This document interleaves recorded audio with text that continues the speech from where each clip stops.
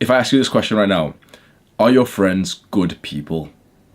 If you didn't answer immediately, then the answer is probably no, and you probably need this video. Just because you spend time with people and you have fun with them and you have a lot of laughs with them does not mean that they're actually your friend. And that seems so crazy because you would assume that it does.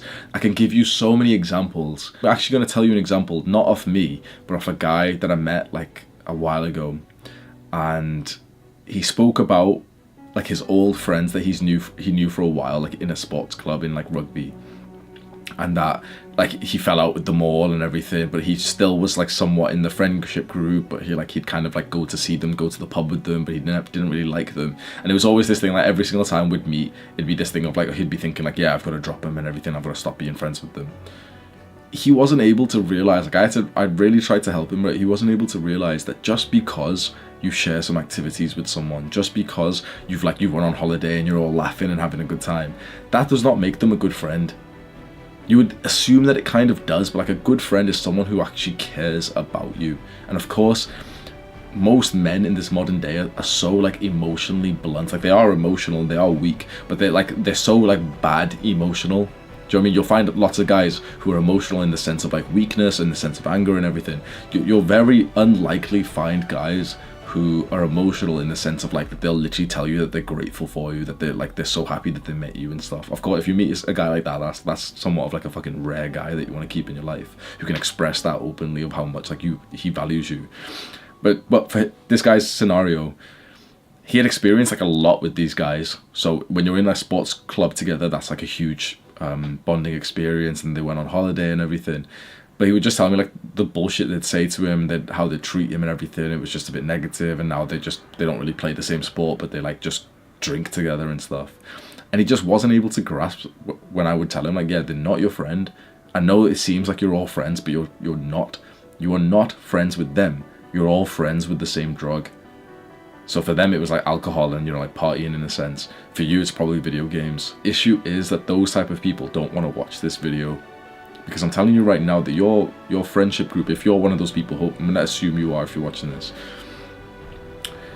the people you play video games with are not your real friends. Because the way to like find this out, if this person is your real friend or not, is simply, would we continue being friends and would we continue speaking every day if we stopped doing the drug together? Video games is a drug, don't be a pussy. So if you've got a group of video game friends and you're on Discord every day playing fucking Valorant or League of Legends or something with them, and you ask yourself this question, of course you're going to say, oh no, yes we would. I'd still join the Discord and we'd still be friends. No, you fucking wouldn't. There really is an issue with this, because your perception of your friendship is going to be very different from someone who's on the outside looking into it. And so I know for a fact that the majority of video gamers who are watching this, they've probably clicked off by now because they get offended when you mention shit against them in video games and like their friends and everything. If you, for example, were friends with them in person and you were good friends and then you started playing video games with them, they might actually continue to be your friends after you quit playing video games. But for most people, the real dynamic of exactly what happens is that, let's say you stop playing video games because you're on self-improvement, you don't want to be a loser anymore, and you still want to be friends with these people because, you know, they're still like the only friends you have and you don't have that much respect for yourself. So you hop back onto the Discord server and everyone's shouting and stuff and everyone's playing the game and you're just kind of sat there a bit awkwardly and like you're trying to make everyone laugh, but like they're focused on the game and everything. And it's just a bit annoying to be in a call with someone who's like saying like, oh yeah, like recall, yeah, get the tower. So it's a bit awkward in that sense. Maybe you still have some conversations with them and it sounds good, but you start branching away. And the exact same thing happens with drugs. We as young men who are lonely as fuck, we don't want to admit this. I hope that the people, like I keep thinking to myself, like, yeah, there's no point making this video because the people who need to hear this video will click off. Because the people who really need to hear this video are the people who deeply just believe that they are truly friends with those people. So I feel like right now, the only people who are really watching this are the people who are going to agree with me and they're going to comment like, oh yeah, Hamza's right. Like I had these friends, but they're not really my friends.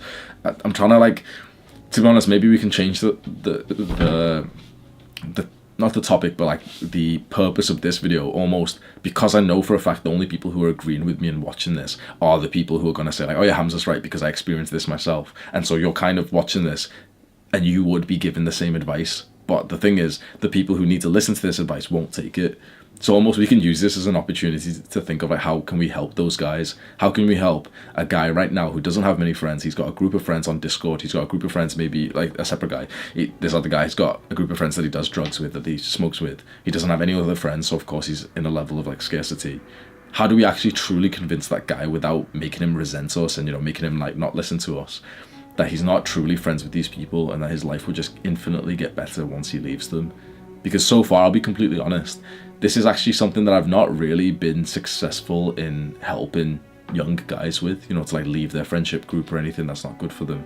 It generally takes them like for Sam, our video editor, it's taken like months and months and months to make any kind of progress on this, because it's just incredibly hard to have an attachment to a couple of people, and you know, you truly think you're friends with them because you've told stories and you've opened up and everything. It's only once you kind of leave the circle and you've been away for a couple of months and you make some new friends, that's when you realize that those people were just fucking trash. They were truly not your friend. But I think it's an interesting point to make. Like, how do we actually convince that person in the middle of the fucking stoner group that these people are only your friends because you do the same drug together? You're just friends with weed, not with each other. It's the same with any kind of drug or addictive substance or, you know, like habit. So for example, I could say to girls, this is a stereotype, but I'd say to girls, like, you're not really friends with them. You just really, really like gossiping. You just really like doing something, like going out for food or drinks with them. And like, once you don't do that thing that united you guys together, usually there's no level of friendship there. Because it's actually a little bit tricky to have like a multi-variant friend, like a multi-situational friend who you do different things with. So imagine you meet a guy in like the party environments, right? So you're taking drugs with them and stuff. But then this guy becomes a true friend because you also go to the gym, because you also go and like study together, and then you also make a business. You know, you've branched out into different situations. So this guy would probably be a friend, especially if like you got into like deep conversations with him. But most of us stay in pretty much the same situation. So it would be like playing video games, or, you know, just hopping on Discord calls with each other, or taking the same drugs, or going to the same sports club. And you truly think you're friends with them up until you take a big step back and you realize like life goes on. They're still taking the same drug, they're still playing the same video games. I wish that I could drill this into so many young guys who are just staying in the same friendship group, because those quotes are so true. Like, you are the middle of the 5 people you spend time with. You don't realize how much you are influenced by the people around you. And so if the people around you are doing bad habits, so will you. And you might think that you're the exemption. Every guy thinks that he's the exemption to this rule, that he can still be friends with the guys who are like doing nothing with their lives. He can still be friends with the guys who are like playing video games and stuff. You think of the exemption, you slowly creep back into it. Of course you do. If there's a guy who parties and you don't want to party, bro, you will eventually start to. Now, of course, some dickhead's going to come in the comments and be like, oh, but I've got a guy who parties and I don't go with him. Okay, you're an exemption, congratulations. But I guarantee you're more likely to go out with that guy who parties more than if that same guy was like not a partier. Because if we're about to do something, we are way more likely to do it if there is someone we like who's also doing it. That's common sense, it's conformity, it's a level of like just pure inclusion. And so if you're trying to take a step back from video games and you've been totally ingrained in that lifestyle, but you're still friends with the same guys because, you know, they're your only friends and they are good people, Hamza, like, it's going to be tricky for you. You're going to keep going back into that Discord server because you need a level of like validation and everything. An interesting point also is that, you know, now people start to think, okay, yeah, maybe I shouldn't be friends with them, but what I'll do is like I'll stay friends with them up until I have like new friends so I can branch out. That honestly doesn't seem to work for anyone that I've known, because you only have so much mental capacity. Like, you only have like the capacity for so much in your life. So it was this idea that if you're currently, let's say like with a girl, right, and you're dating a girl who's not really good for you, if you're currently with her, it's morally wrong, but it's also just incredibly hard to then go and get like a different girl to make progress elsewhere. The same with friends. If you're currently friends with like a bunch of guys who play video games, it's way harder to make new friends who are improved whilst you're friends with your original people. Does that make sense? Like, if you're still revolved, if you're still like in this group of the guys who are spurgs and play video games, it's way harder for you to make a new friendship group whilst you're still in this group, harder than it is if you just went solo for a while. Because not only is it this thing of like mental capacity and also the need for it, because if, for example, you're still hopping on video calls with like your video game friends 3, 4, 5 times a week, you'll have less of a need to make new friends. So there's like the necessity part, but it's also that thing of like your self-image, your identity, and your habits, that the people that you want to be friends with probably wouldn't want to be friends with you. Let's say with drugs, for example, you're a stoner, right? So you've got your stoner group, but you want to meet new people who are really into the gym. Well, it's going to be harder for you if you stay friends with the stoner group instead of going like the lone way. And I usually never promote like the lone warrior, the lone wolf type of thing, but sometimes you do have to. Don't stay like that.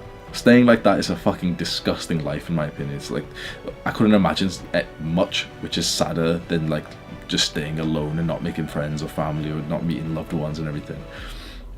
But there's absolutely value in like cutting people out and starting fresh and having like a bit of like a period where you're solo and you're trying to be more like the people that you want to surround yourself with, and eventually you meet them. Because these people here, let's say that the entrepreneurs or the people who go to the gym, or the people on self-improvement that you really want to be friends with, they don't want to be friends with you when you're still part of the stoner group. Because not only they see your friends around you, but also you're more like the stoners to be around them still. And so these guys don't want to be friends with you. But they probably may want to be friends with you if you were over here solo and actually trying to like do some things after you've cut off some previous friends, and they probably would relate to you more with that experience.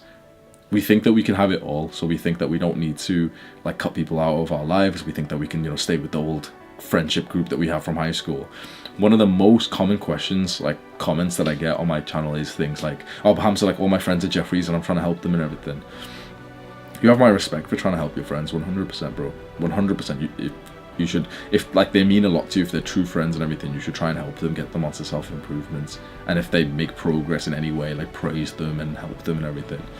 For the people that you can't help, for the people who don't even want your help, who don't want to change, you just have to decide, who are you going to prioritize? Him or yourself? Do the hard work, especially when you don't feel like it.